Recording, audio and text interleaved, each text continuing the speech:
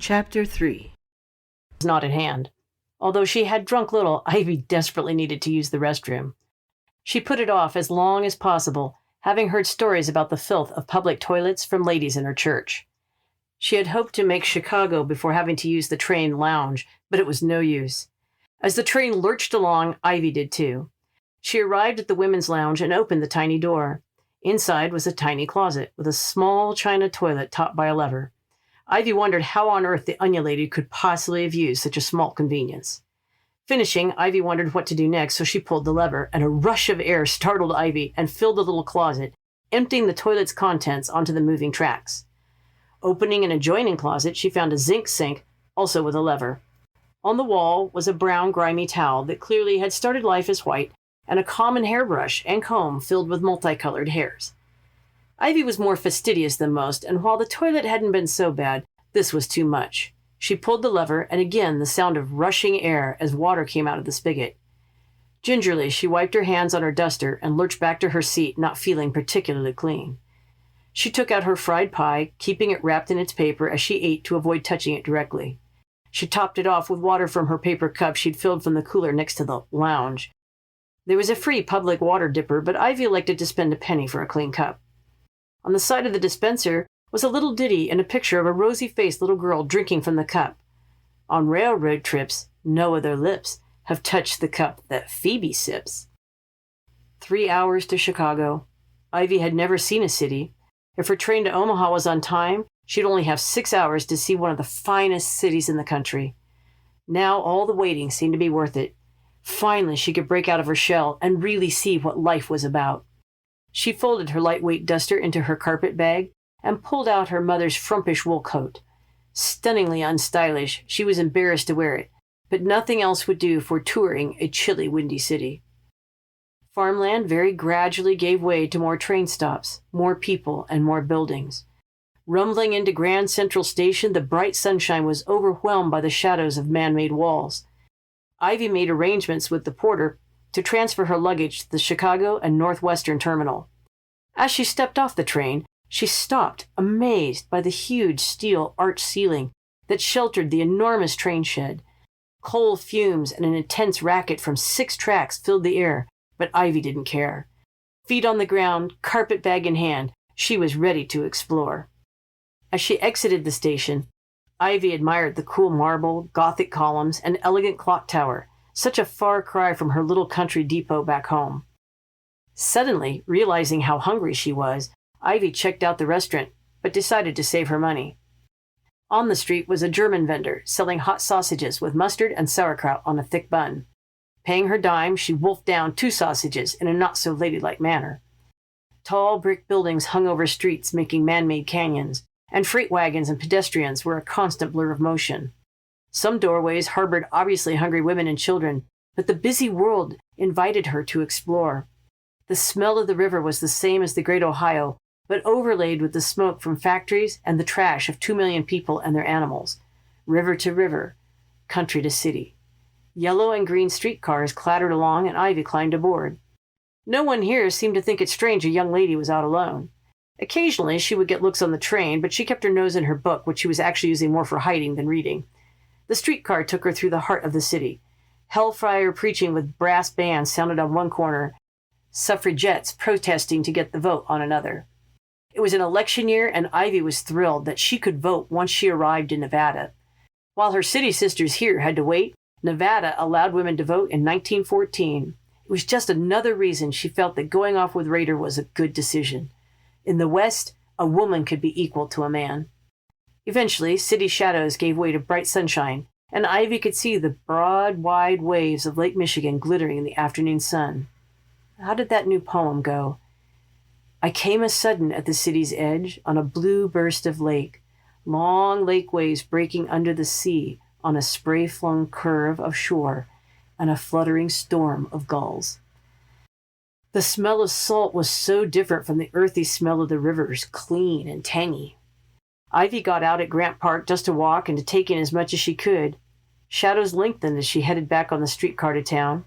She decided on an early dinner at the Dearborn Station's recommended Harvey restaurant. It was comfortable and friendly, with walnut paneling and spotless linens. She could have had a cheaper meal at a lunch counter, but this was Chicago, and a long trip was still ahead, and she knew at a Harvey establishment the food would be excellent. The waiter seated her alone in an area reserved for women.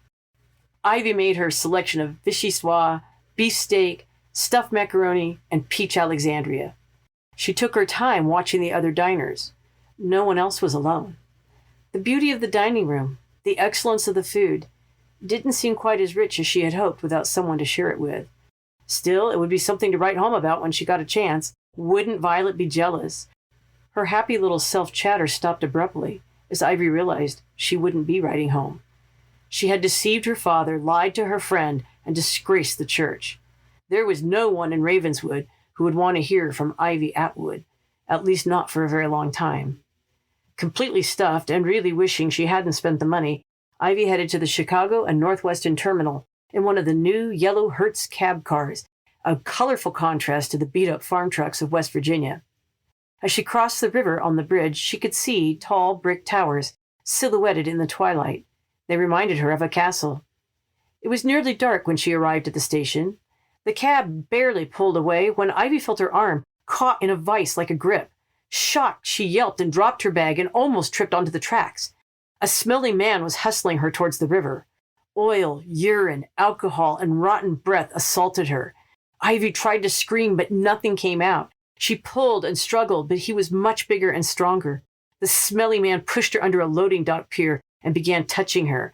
Ivy finally let out a yell, and then she heard, "Hey, you! Get out of here!" a man's voice commanded. The newcomer hauled out the smelly man in one pull and cuffed him soundly. Ivy was weak with relief as the smelly man cursed and ran away. Crawling out from under the dock, Ivy grasped the extended hand. "Miss, are you all right?" She wasn't quite sure how to answer, so she said nothing as she gathered herself together, embarrassed and shaken. Her savior was a sandy-haired man in his 40s, well-dressed and well-spoken. "Let me help you," he said, handing Ivy her shoe and bag. "My name is Patrick Kavanaugh." "Oh, my Lord, thank you so much. I have never been so scared." And together they walked to the station, Mr. Kavanaugh holding her elbow securely to keep her from shaking. "Where are you headed?" he asked. Ivy started to say Reno, but she didn't want to give him the impression she was loose or cheap, as the name Reno and divorce were synonymous, and replied half-truthfully, "Omaha." "Well," he said kindly, "let's get you your ticket and get you seated." Still in her daze, she barely remembered to check if her luggage had been transferred. As Ivy finally boarded her train, Mr. Kavanaugh told her, "I'll be on this same train if you need anything at all." He pointed to the glossy green Pullman sleeping cars, and tipping his hat, he stepped into his car. Shoving the nagging little worries away, she tried one last time to get settled into the miserable life of Philip Carey in human bondage and her second-class seat. Of human bondage had been the rave among her more rebellious and intellectual peers, vaunted by them as progressive and daring. But honestly, Ivy was not amused. She began to wonder if any of them had ever read it or had recommended it solely on the basis of it being a bit naughty. It was a long way to Reno, and this was the only book she brought. Antsy from the adrenaline that was still flowing, she peeked into the Pullman car with its plush seats and elegant lounges, half hoping to see Mr. Kavanaugh. Younger than Papa, he still had that comforting feel about him that made her feel safe.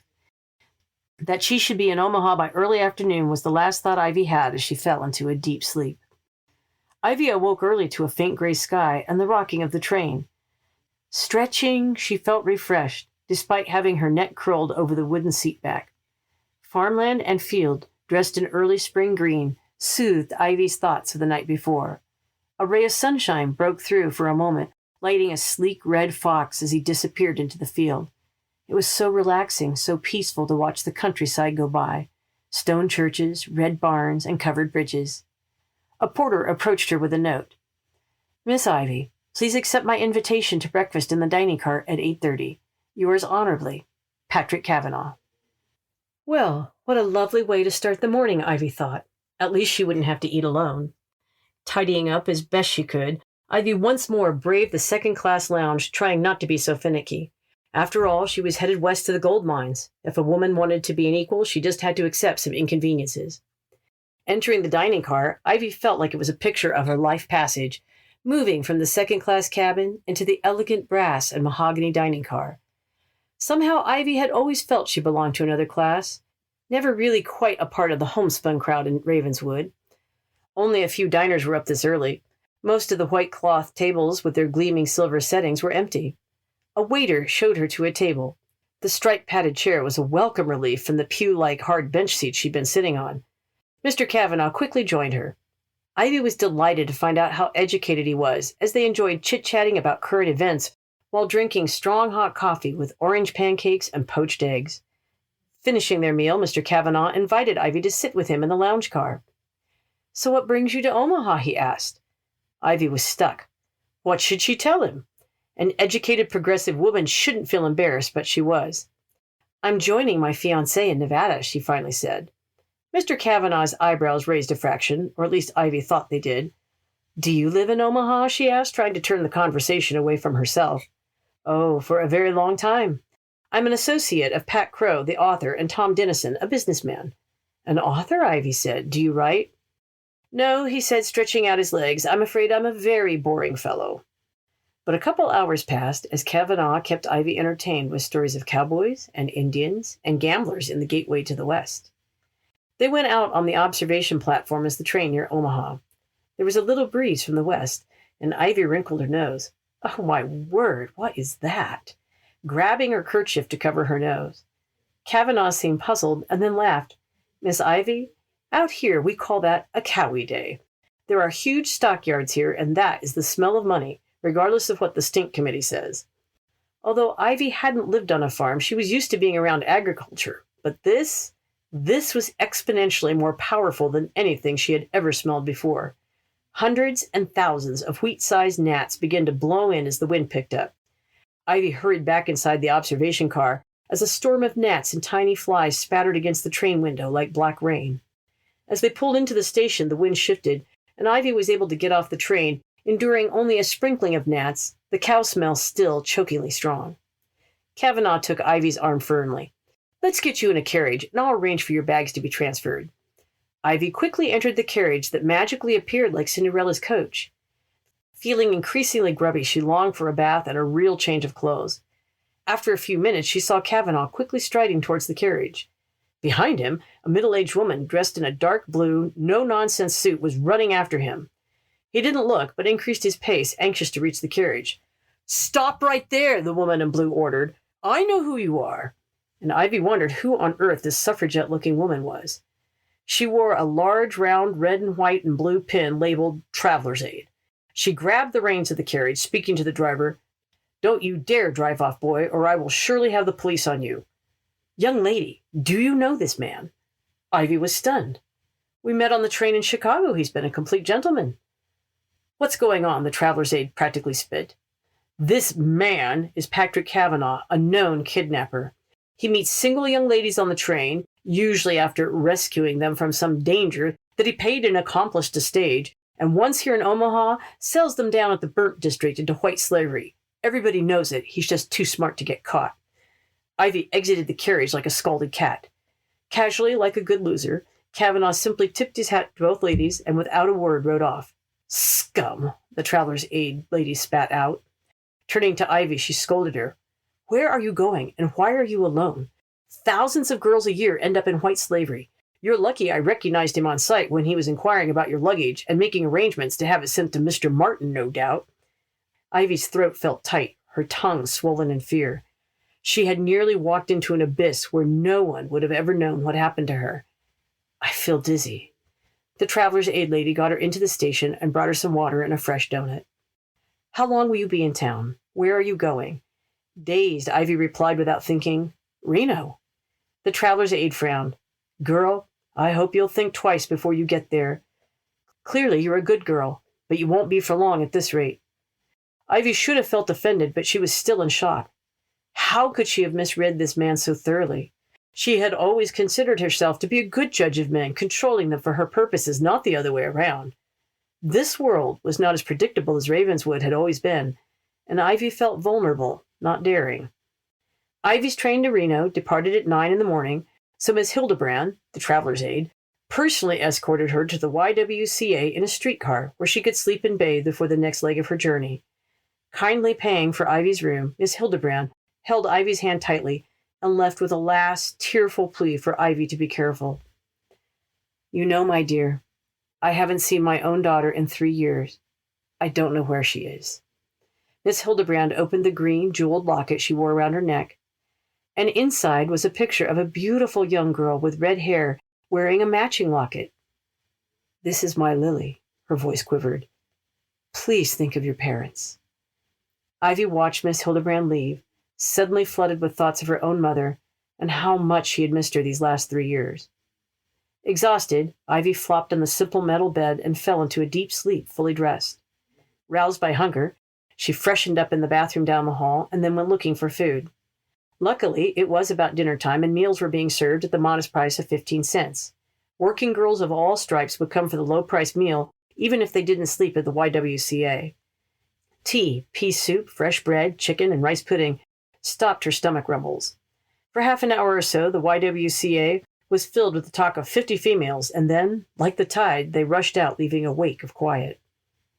Ivy explored a little and found a library where a few other girls were reading in wicker chairs. She pulled out a copy of Ben-Hur and went upstairs. Although tired, she gladly took a real bath and changed clothes before settling in to read for a while. Descriptions of the Arabian desert made Ivy think of Nevada. Would it be like the book, romantic and immense? She imagined herself on a camel, but it was too silly. Then a phrase spoke directly to her. We are far from home, O racer with the swiftest winds. We are far from home, but God is with us. Let us be patient. She fell asleep dreaming of travel on ancient sands and headed to great adventure. Waking herself at 7 o'clock the following morning, she collected her belongings and headed to the station in a streetcar. It was Easter Sunday, and already the streets were alive with brightly dressed families headed to church. The sky was very black, and a warm breeze shifted suddenly to chill. She wondered if it would snow. Her ears popped, and there was a deep, deep rumble like a train approaching. Suddenly, the conductor was shouting to them, "Tornado! Get on the floor! Cover your heads!" Ivy saw 2 women just boarding, caught by the conductor and thrown on the floor. The darkness and the wind increased. The pressure and sound in Ivy's ears were unbearable. Ivy was screaming. She knew she was, but she couldn't even hear herself. Glass and splinters were raining down. Slivers pelted her, and then, bleeding, she lost consciousness. And her last thought was a raven-haired man and a desert sky.